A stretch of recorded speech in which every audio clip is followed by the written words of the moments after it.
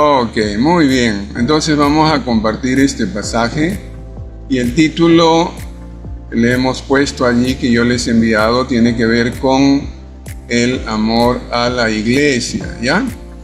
Y bueno, en esta noche voy a guiarme un poco para ayudarles a ustedes, que espero que sea una ayuda más que y no una distracción, ¿verdad?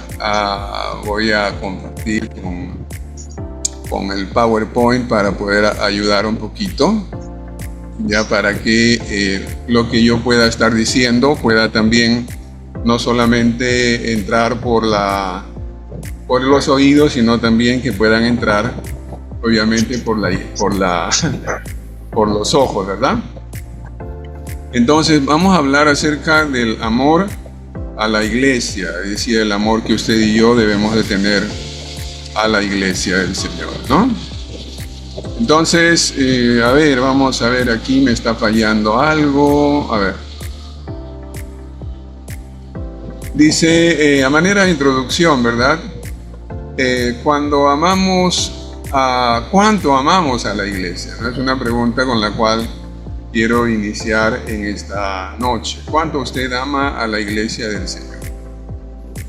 La siguiente pregunta es, ¿cuán determinante es este amor que usted le tiene a la iglesia en las decisiones que toma, tanto a corto plazo, a largo plazo, ¿verdad? A mediano plazo? Es decir, ¿de qué manera el amor que usted tiene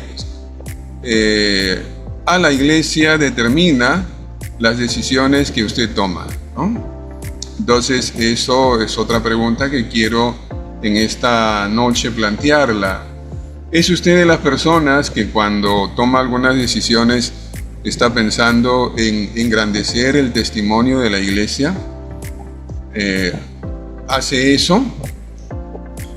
¿Le apasiona la iglesia del Señor? ¿Es usted que de alguna manera se pondría o se está poniendo la camiseta de la iglesia de Cristo? Entonces, esas son algunas preguntas con las cuales quiero empezar, ¿no? Para que nos invite, digamos, al tema que vamos a ver, ¿no? Entonces, para dar una respuesta a cada pregunta que nosotros hemos hecho, ¿no? Hace un instante, necesitamos que el amor a la iglesia se constituya en un valor para nuestras vidas. Yo no sé, una vez más, ¿no? Cuán importante, cuánto valor, cuánto estima nosotros le podamos dar, por ejemplo, a la iglesia, ¿no? Y cuando estoy hablando de la iglesia, obviamente no estoy hablando del templo, ¿verdad? Estoy hablando de aquello por lo cual el Señor Jesús entregó su vida, ¿no? Murió por causa de ella. Estoy hablando de la familia de la fe, cuando esta familia de la fe, digamos, se reúne para cumplir con la misión encomendada por el Señor. Entonces me refiero a eso. Entonces, es un valor amar a la iglesia para nosotros, ¿no? Y en realidad, pues a veces pareciera, aun cuando afirmamos y decimos, sí, la iglesia, nosotros amamos la iglesia, pero muchas veces las acciones que nosotros hacemos parece desdecir, ¿no? Desdecir lo que nuestras palabras suelen señalar, ¿no? Entonces, para dar una respuesta, en realidad debemos de armarnos del mismo amor que el Señor tuvo para con la iglesia. Y en este sentido es Él nuestro modelo. Es Él nuestro modelo. Entonces, para responder a esta pregunta, una vez más, necesitamos vernos en Jesucristo, ¿no? Vernos en Jesucristo y ver el amor que Él tuvo hacia su iglesia. Entonces vamos a ver 3 puntos para responder a la pregunta que nos hemos hecho, ¿no? ¿Amamos a la iglesia? ¿No? La iglesia es importante para nosotros. La iglesia se constituye en un valor para nosotros. Entonces vamos a responder. Y lo primero, bueno, que es evidente, ¿no? Y que nos dice este pasaje es que Cristo amó a la iglesia y se entregó, dice, por ella, ¿no? En el verso 26 dice, así como Cristo amó a la iglesia y se entregó por ella. Ahora, usualmente este pasaje que nosotros tenemos acá, valga la redundancia, lo usamos para describir el amor del esposo hacia la esposa, ¿verdad? Y decimos, el amor del esposo debe ser semejante al amor que Cristo tiene por su iglesia. Y nos vamos en esa dirección, ¿no? Nos vamos en la dirección de hablar del esposo tiene que hacer esto, el esposo tiene que hacer lo otro, el esposo, y está bien, ¿no? Pero nos olvidamos que no podríamos hablar de esto si es que dejamos de lado el amor de Cristo y el modelo de amor que Cristo expresó por su iglesia. Entonces nosotros vamos a ir por otro camino, o sea, no vamos a ir por el camino de hablar del esposo, del amor que el esposo debe tener para con su esposa, sino vamos a ir por el camino del amor que Cristo tuvo para con su iglesia, ¿no? Entonces, vamos a ir una vez más en esa dirección, ¿ya? Vamos a dar una especie de desvío para no concentrarnos en el amor que el esposo debe tener a su esposa, sino en ver cómo es que Cristo amó a su iglesia, ¿no? Amó a su iglesia. Entonces, el apóstol Pablo nos dice que el amor de Cristo hacia su iglesia se expresó en actos de entrega, ¿no? Él dice, Él se entregó por ella, ¿no? Refiriéndose a Jesús, ¿no? Dice que Él se entregó por su iglesia. Ahora, la pregunta obvia es de qué manera es que Jesús se entregó por su iglesia, ¿no? Es una pregunta que nos es necesaria hacer, más allá, digamos, que tengamos una respuesta también bastante obvia, ¿no? Entonces, cuando se nos pregunta, probablemente la respuesta sea algo como esta, ¿no? En la cruz, ¿no? Allí Jesús expresó el amor para su iglesia, ¿no? Muriendo en la cruz, derramando su sangre, resucitando para traer salvación a nuestras vidas, ¿no? Entonces, es la respuesta que inmediatamente va a salir, ¿no? de nosotros, ¿no? Cuando se nos plantea la pregunta, ¿y de qué manera Jesús se entregó por su iglesia, ¿no? Pero la cuestión aquí que tendríamos que hacernos, ¿no? La cuestión o la pregunta es la siguiente: ¿no hay nada más? Es decir, solamente tenemos que decir así a secas que la entrega de Jesús o el amor de Jesús solamente tuvo que ver con el hecho de morir en la cruz y ya eso es todo, ¿no? Entonces, ese fue todo su acto de entrega, ¿no? Entonces, en realidad, como nos vamos a dar cuenta, hay mucho más detrás de eso, ¿no? Hay mucho más allá detrás del hecho de que Jesús se entregó y murió en la cruz, ¿no? Nos enfocamos mayormente en ello, pero cuando hablamos de la entrega de Jesús por su iglesia, tenemos que hablar de mucho más, ¿no? Entonces, eso nos lleva, ¿no?, a un poquito revisar esta palabra, ¿no?, que utiliza este verbo, ¿no?, entregar, ¿no? Y Pablo utiliza el verbo, ¿no?, este verbo entregar, significa renunciar voluntariamente a todos los derechos que le corresponde a uno, ¿no? Entonces, por ahí podemos entender un poquito más cómo fue el acto de entrega de Jesús, ¿no? Pero la idea de entrega es la de renuncia, ¿no? Significa que alguien está renunciando y que no ha sido coaccionado, ¿no? Coaccionado, es decir, no es que le han puesto ahí, ¿no?, un revólver, ¿no?, o una pistola y la han puesto aquí y a ver, renuncia, ¿no? Estaba leyendo algunos chistes, algunos memes, y decían que la Navidad es época de intercambios, ¿no? Y hablaba pues de alguien que está con el revólver y le dice o el celular o la vida, ¿no? Y bueno, era un meme. Pero el Señor renunció voluntariamente, ¿no? Cuando aplicamos este verbo hacia la persona de Jesús, Pablo está diciendo que el Señor hizo muchos actos de renuncia para darse voluntariamente a su iglesia, y lo hizo por amor. Entonces, estamos hablando de actos de renuncia que el Señor hizo a favor de su iglesia, y lo hizo precisamente porque esa fue la manera de cómo Él expresó el amor o su amor por su iglesia. Entonces vamos a pensar ahorita en qué actos de entrega o qué actos de renuncia el Señor hizo para dar a conocer su amor a la iglesia. ¿Ya? Y en realidad podemos enumerar muchos, ¿no? Podemos enumerar muchos. Solamente quiero considerar 3.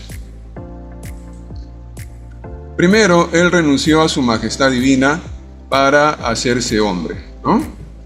Creo que el libro de Filipenses es un libro que destaca cómo es que Jesús renunció a su condición, dice, de estar en la presencia de Dios, ¿verdad? Para hacerse hombre, ¿no? Y limitarse, ¿no? Entonces, cuando nosotros hablamos de esta renuncia, no estamos solamente poniendo énfasis en las limitaciones propias de la naturaleza humana, sino también a la honra que Él merecía como creador y Señor de todas las cosas, ¿no? Esta, vamos a decir, renuncia de su majestad llevó a Jesucristo a estar expuesto a las burlas, a las persecuciones, a las aflicciones y después, obviamente, a la muerte, ¿no? Él estuvo...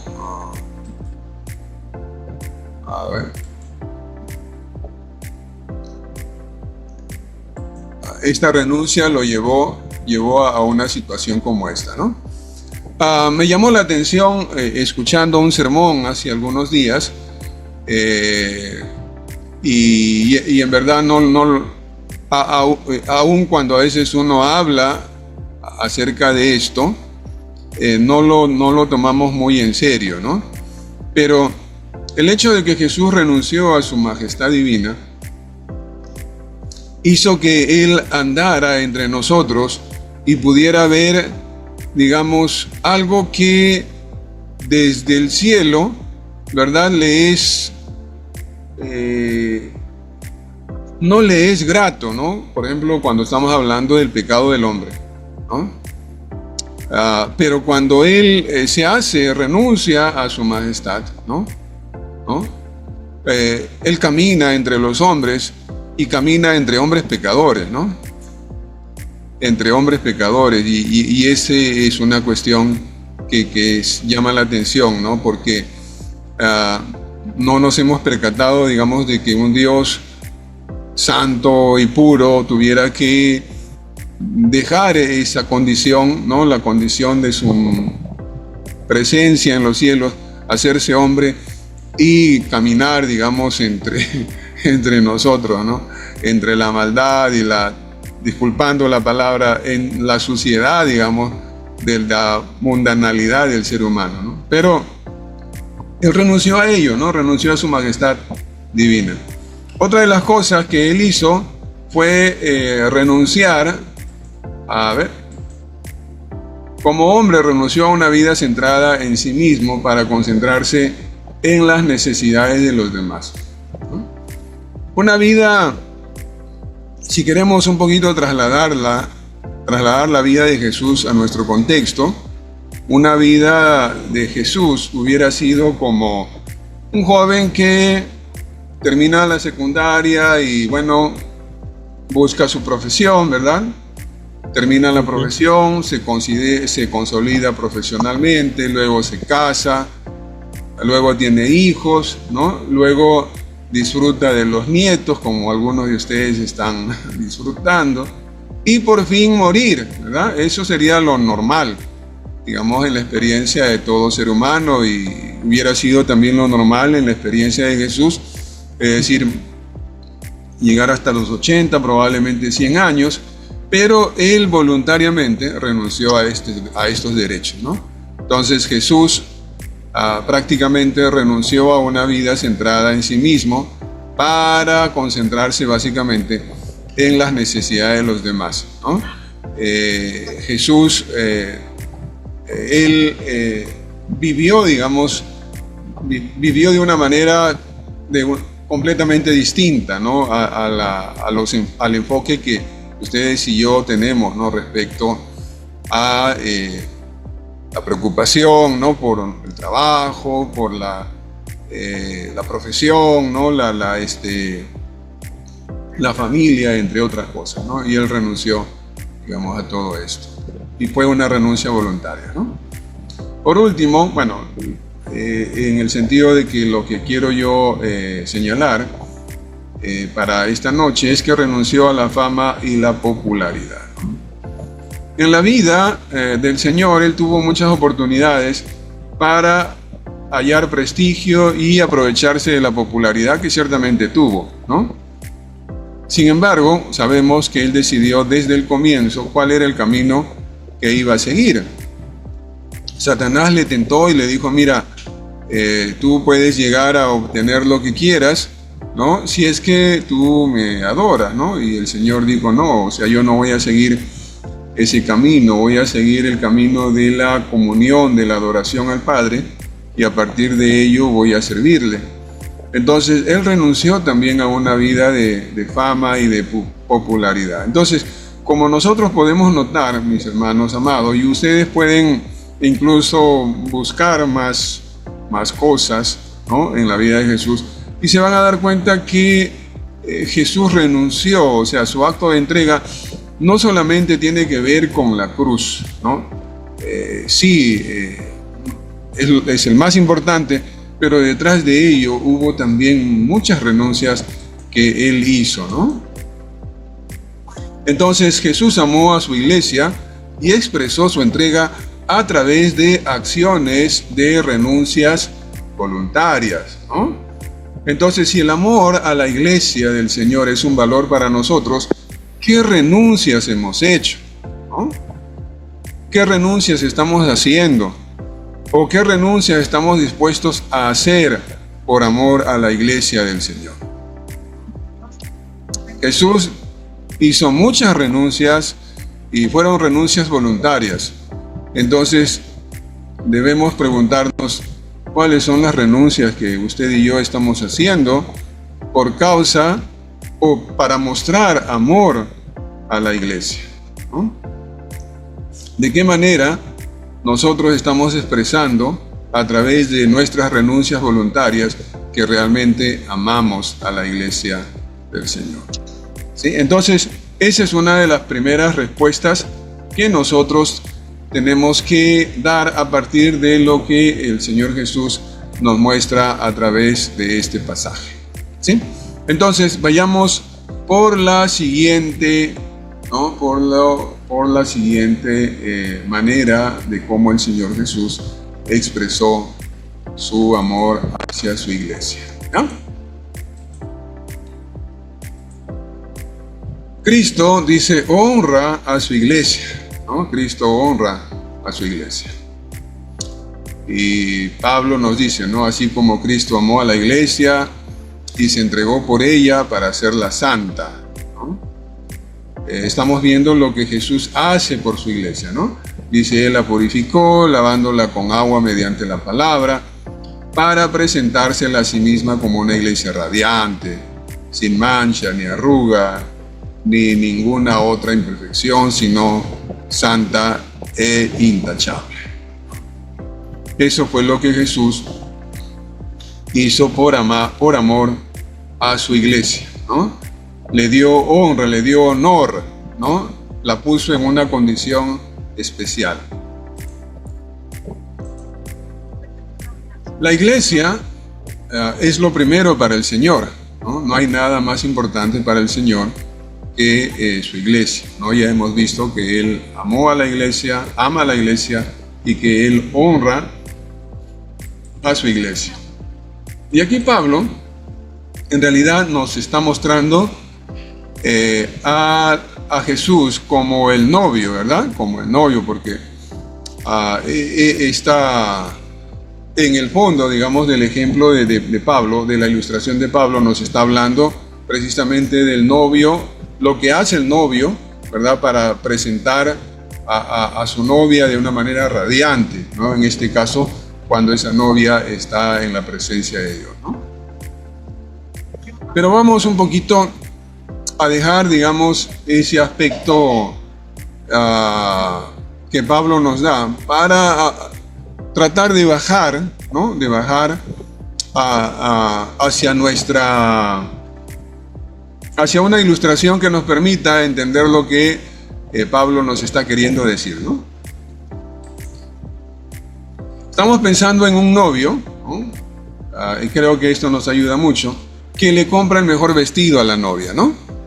Estamos hablando de esto, ¿no? Entonces no sé dónde venden el mejor vestido de novias aquí en Santa Cruz, ¿no? Pero pensemos, ¿no? en el novio buscando el mejor vestido, ¿no? Estamos pensando en el novio que le paga los mejores spas, ¿no? O spa, y salones de belleza, ¿no? a la novia, ¿no? Entonces la novia tiene ese día de que se va a casar, entonces, o de repente una semana antes empieza a acicalar y tiene a disposición los mejores spas y salones de belleza. Estamos hablando de un novio que se ocupa de los más mínimos detalles que tienen que ver con el arreglo de la novia a fin de que ella luzca radiante y bella, ¿no? En el día de la boda. Entonces, Jesús, ¿no? Jesús es ese tipo de novio, ¿no? Que honra a su novia, que honra a la iglesia en estos términos. Entonces, vamos a ir a lo que Pablo nos dice, es decir, cómo es que el novio Jesús ha hecho y sigue ocupándose en la honra de su iglesia. Entonces vamos a ver cómo él lo está haciendo, ¿no? Primero dice que ha hecho a la iglesia, a su novia, la ha hecho santa. Esto significa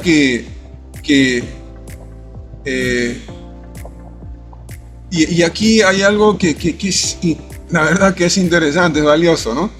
Porque significa que el novio ha levantado, digamos, a la novia a un estado en el que la novia pueda estar al nivel del novio para que puedan unirse, ¿no? Para que puedan tener una relación, ¿no? Eso es lo que Cristo ha hecho con la iglesia.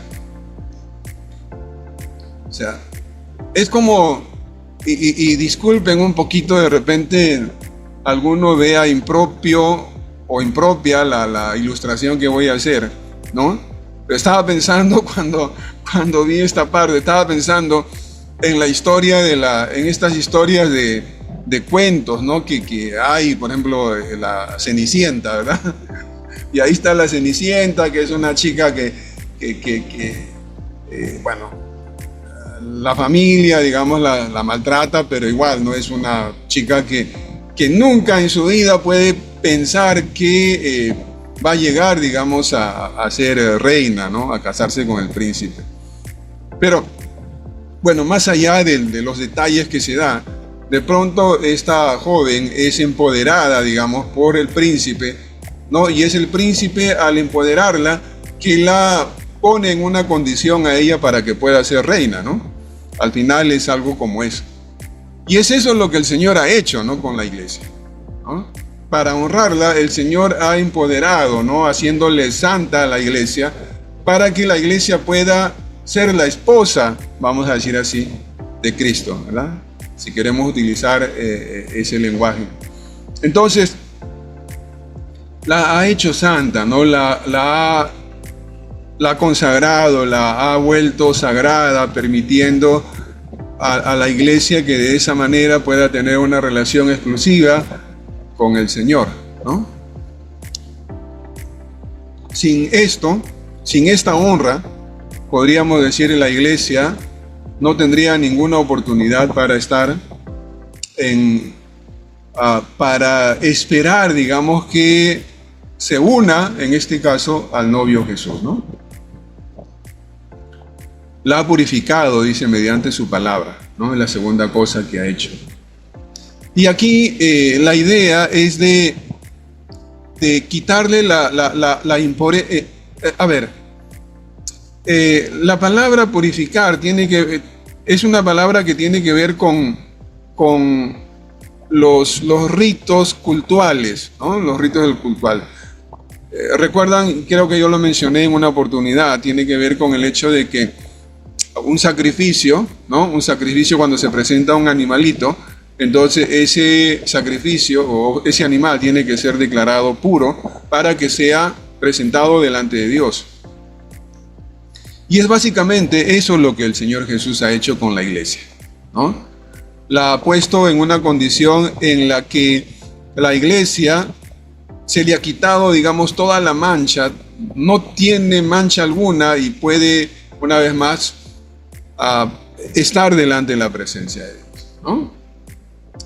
Es casi parecido a la idea de santidad, pero aquí el énfasis es más el énfasis de algo que está limpio para ser presentado, ¿no? Como ofrenda delante de la presencia de Dios, ¿no? Y eso es lo que dice la palabra que Cristo ha hecho, y lo ha hecho, dice, por medio de su palabra, ¿no? Lo otro, ¿no? Dice, la ha de presentar santa e intachable, ¿no?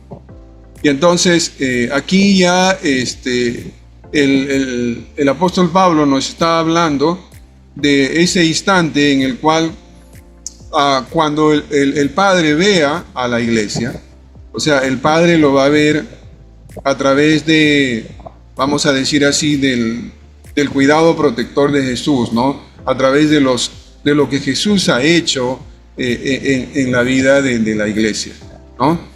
Cómo es que Jesús, vamos a decir así, con lo que vamos a ver, su cuidado, su muerte, su resurrección y todo eso, en la expresión de su amor, en la manifestación del honrar a la iglesia, entonces el Padre lo va a ver de esa manera a la iglesia, ¿no? Como una novia radiante, como una novia bella, ¿no? A veces, claro, yo no he estado en muchas bodas, pero suele siempre por ahí haber algunos malos comentarios, ¿no? Más allá de que los primeros comentarios son, ay, la comida fue poca, ¿no? O sirvieron muy tarde en la comida, ¿no? A veces algunos se preocupan más por la comida que por otra cosa. Pero a veces, ¿no? Tratan de ver los detalles de la novia, su vestido, ¿no? Y esto y lo otro. Bueno. Y entonces a veces hacen algunos comentarios inapropiados, ¿no? Bueno, esto en realidad no va a haber lugar, ¿no? Cuando la iglesia sea presentada delante del Señor, ¿no?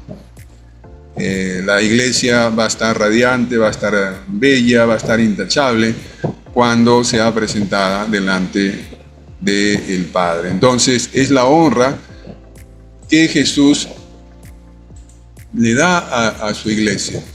Entonces, hagamos algunas preguntas, ¿no?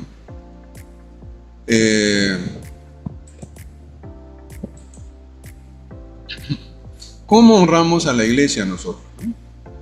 ¿Cómo tú y yo vamos a honrar a la iglesia? Y primero, sin duda, vivir una vida consagrada, ¿no? Esto es para, obviamente, adorarle y servirle. Cuando estamos hablando de una vida consagrada, una vez más, debemos estar pensando en el hecho de que el Señor nos ha llevado, digamos, a un punto, ¿no? Ha obrado en nuestras vidas a un punto en que usted y yo podemos tener comunión con Él, ¿no? Antes esto era imposible. pero el Señor nos ha levantado, ¿no? Una vez más, piensa en la figura de la Cenicienta, ¿no? De la Cenicienta y el príncipe. Nosotros somos la Cenicienta, ¿verdad? La Cenicienta que no teníamos la oportunidad de estar en la presencia de Dios, pero gracias a la obra de Jesucristo, nosotros ahora tenemos comunión con el Padre. Es importante honrar llevando una vida de pureza moral y espiritual, dejando que la palabra del Señor nos enseñe, nos reprenda, corrija e instruya, ¿no?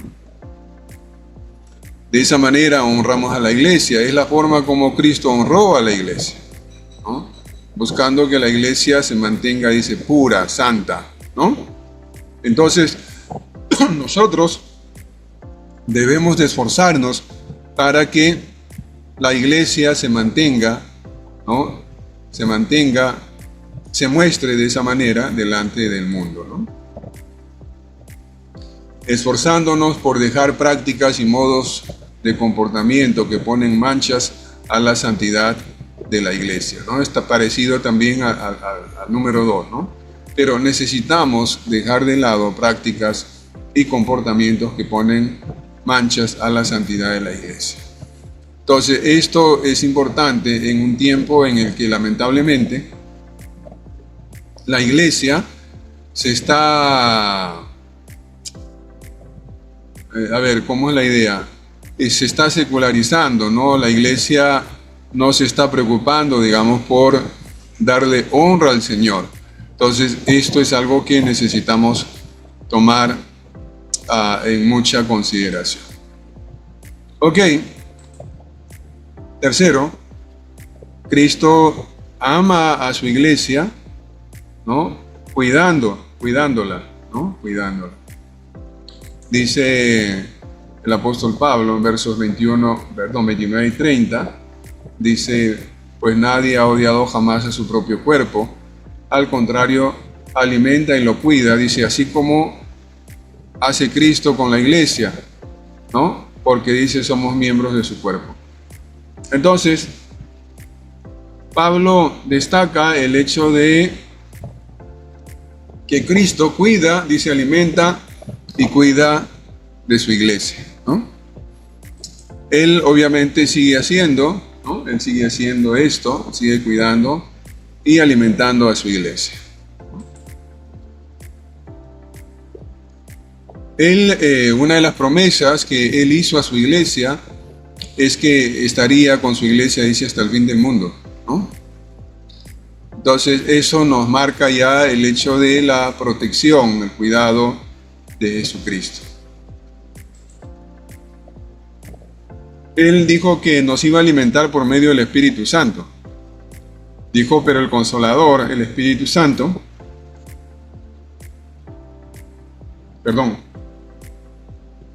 dice, a quien el Padre enviará en mi nombre, les enseñará todas las cosas y les hará recordar todo lo que les he dicho. Juan 14, 26. Entonces, eso es lo que el Señor dijo.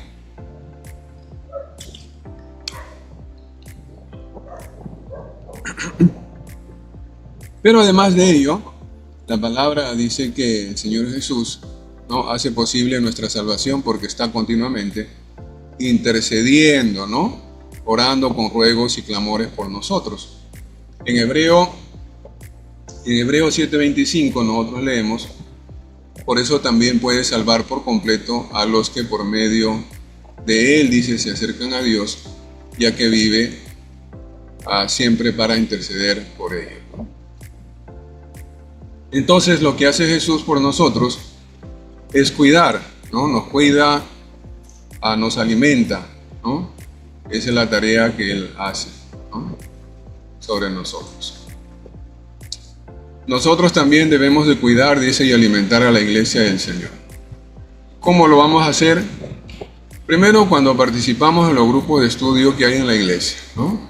Porque no podemos, para alimentarnos, obviamente necesitamos alimentarnos de la palabra.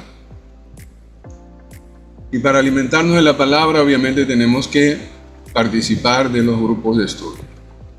Segundo lugar, tenemos que alimentar con la palabra a los nuevos discípulos, ¿no? Es una de las grandes tareas que tenemos que asumir, ¿no? Tercero, tenemos que proveer un ambiente de cuidado para los miembros de la iglesia. Esto es importante, ¿no? Es importante que quienes llegan a la iglesia se sientan protegidos, cuidados. Es importante que nosotros le demos cuidado a nuestros miembros de iglesia. Cuarto, cuando oramos los unos por los otros, ¿no? Al igual que Jesús dice intercede por su iglesia, así también nosotros estamos llamados a interceder los unos por los otros. Entonces, la pregunta final es, ¿realmente amamos a la iglesia del Señor? ¿Estamos amando a la iglesia del Señor? Y bueno, hemos hablado en esta noche de cómo nosotros podemos expresar, o cómo Cristo expresó, nos es un ejemplo respecto a cómo debemos de amar a la iglesia del Señor. Debemos de entregarnos, es decir, tener actos de renuncia. Para con la iglesia debemos honrar a la iglesia, ¿no? Debemos honrar a la iglesia y debemos de, como hemos visto aquí en el último punto, debemos de cuidar a la iglesia del Señor. Entonces, una vez más, mis hermanos, ¿qué es lo que en realidad manifiesta, ¿no? Manifiesta nuestro comportamiento respecto a la iglesia en este tiempo, ¿no? Algunas preguntas a considerar. Creo yo, una de ellas es, ¿qué significa entregarse a la iglesia? Como les mencioné, ¿no? Puedo mencionar algunos actos de renuncia que he hecho para mostrar mi amor al Señor. ¿Qué estamos haciendo en lo personal y familiar para honrar a la iglesia del Señor? ¿Qué acciones creemos que contribuyen a descuidar la iglesia, ¿no? ¿Qué acciones ves en tu iglesia que muestran este descuido? ¿Qué podríamos hacer para mejorar nuestro cuidado de la iglesia? Entonces, usted y yo hemos sido llamados a amar a la iglesia del Señor. Bien, vamos a tener un tiempo de oración para ponernos delante de Dios y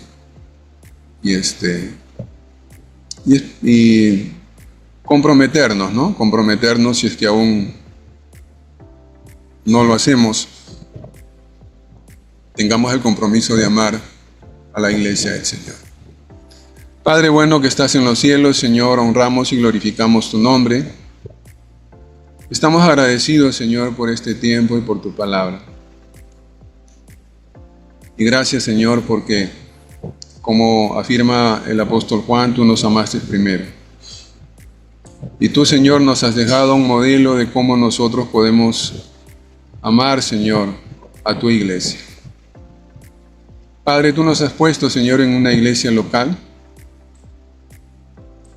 Permita, Padre Celestial, que podamos expresar el amor, Señor, a tu iglesia a través de la iglesia local, Señor, en la que tú nos has puesto.